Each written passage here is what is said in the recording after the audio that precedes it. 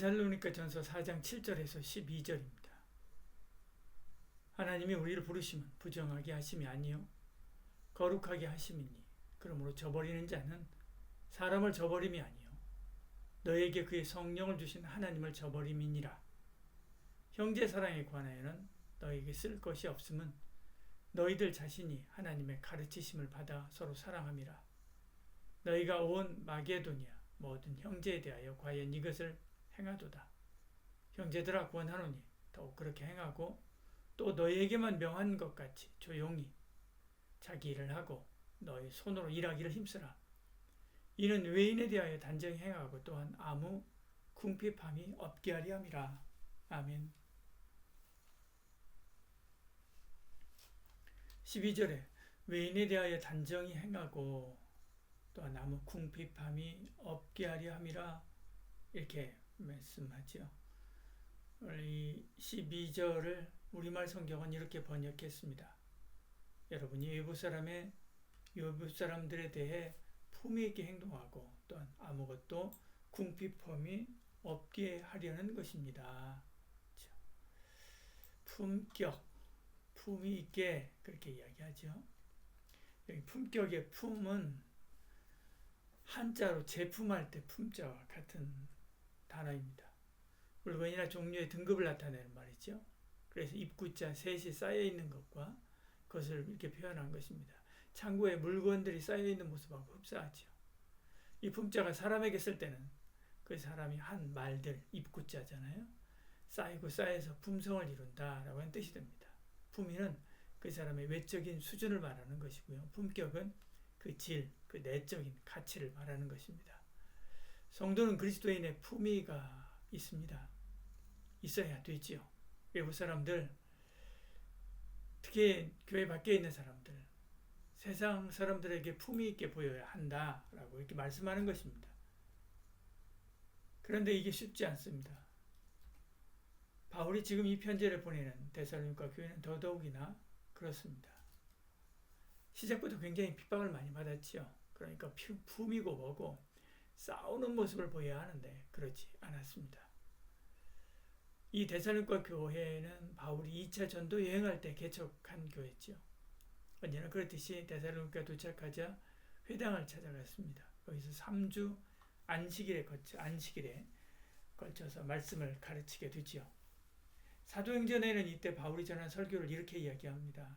17장 3절에요. 뜻을 풀어 그리스도가 해를 받고 죽은 자 가운데 다시 살아나야 할 것을 증언하고 이르되 내가 너희에게 전하는 이 예수가 곧 그리스도라 하니 그렇게 이야기하죠.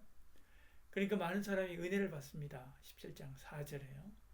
경건한 헬라인의 큰 무리 적지 않은 귀본인도 권한을 받고 바울과 실라를 따르나 이렇게 이야기합니다. 그러나 이것으로 끝나지 않습니다. 은혜가 있으면 시기심도 있지요.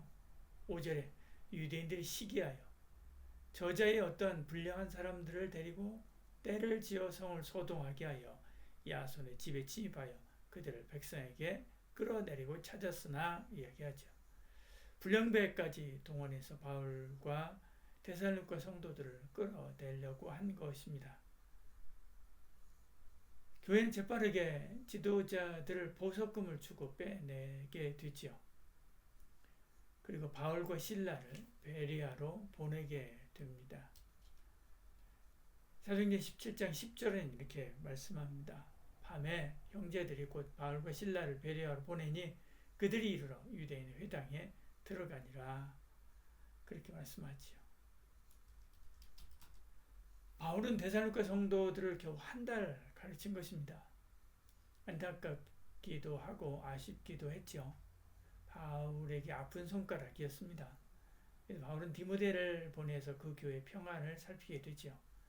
근데 그들이 믿음을 잘 지키고 있고 바울을 그리워하고 있다라고 하는 소식을 듣고 기뻐하게 됩니다.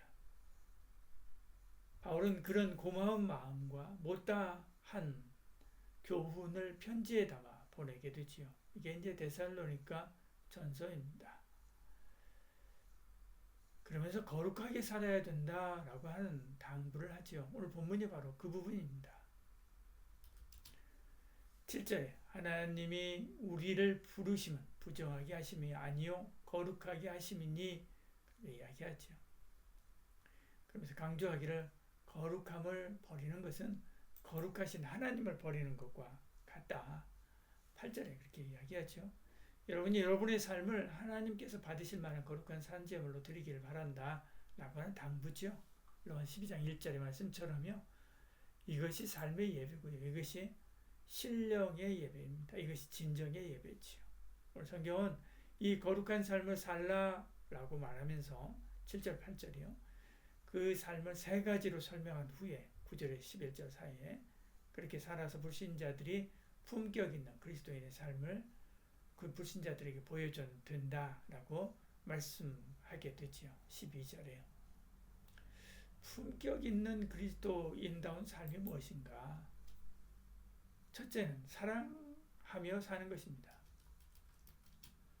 데살로니가 성도들은 사랑에 대하여는 흠잡을 데 없다라고 이야기하죠. 9절에요. 형제 사랑에 관해 너에게 쓸 것이 없음은 이야기하죠. 더 말할 것이 없다. 사랑에는 수고가 필요합니다. 1장 3절에도 그 이야기를 하죠. 수고와 희생이 없는 사람은 아무것도 아니다 라고 야고보서도 말씀합니다. 품격 있는 그리스도인의 삶은 둘째로 조용히 사는 것입니다. 11절에 너에게 명한 것 같이 조용히 자기 일을 하고 너희 손으로 일하기를 힘쓰라 라고 이야기하죠. 외적으로 나대지 않는다는 것입니다. 자기를 나타내려고 하지 않는다는 말이지요. 말씀 묵상과 기도로 고유한 삶을 사는 것, 이것을 해시카조라고 합니다. 마치 수도사처럼 사는 것이죠. 보여지는 삶은 단조롭고 지루하지요. 그러나 그 속은 하나님의 은혜와 기쁨으로 충만하게 됩니다. 품격 있는 그리스도인의 삶은 셋째로 자기 앞가림하면서 사는 것입니다. 11절에요. 후반절에 너희 손으로 일하기를 힘쓰라 그렇게 이야기를 합니다. 예수님의 재림을 소망하는 믿음으로 충만했습니다. 그러다 보니까 현실에서 점점 발을 떼는 이들이 나타났지요. 주님이 오시면 다 놓고 갈 것인데 이 모든 것이 무슨 소용이 있느냐라고 하는 것입니다. 주님이 오시는 그날까지 한결같은 모습으로 자기 자리를 지키면서 해야 할 책임을 다하는 것, 이것이 바로 품위입니다. 품격이죠. 품격은 품격의 격은 바르다라고 하는 뜻입니다. 바로 잡는다라고 하는 뜻이죠. 나의 삶을 하나님 앞에 바로 세울 뿐만 아니라 다른 사람이 우리의 삶을 보고 나도 저렇게 살고 싶다 생각하면서 자기 삶을 바로 잡아가게 하는 것, 이게 바로 품격 있는 삶입니다. 대단하게 전도 행사를 안 해도 그 사람 말하고 걷고 일하는 것만 봐도 은혜가 돼서 나도 저렇게 살고 싶다 생각하고 따라하는 것이죠. 이렇게 한 사람 한 사람 변화되면 결국 세상을 변화시키는 사람이 되는 것입니다. 이렇게 험한 세상, 기독교인이라면 잡아먹을 듯이 대하는 세상에서 어떻게 그렇게 해요? 라고 말할 수 있을지 모르지만 우리보다 형편이 훨씬 안 좋은 데살로니가 성도들이 그랬다니까요. 그들은 인적, 물적 환경, 배움, 경제적인 것, 우리가 비교할 수 없이 열악했습니다. 그런데도 불구하고 그리스도인다운 품격으로 세상을 바꿔갔지요. 우리도 그렇게 할 수 있습니다. 주님 우리를 붙들고 그렇게 사용하여 주실 줄 믿습니다.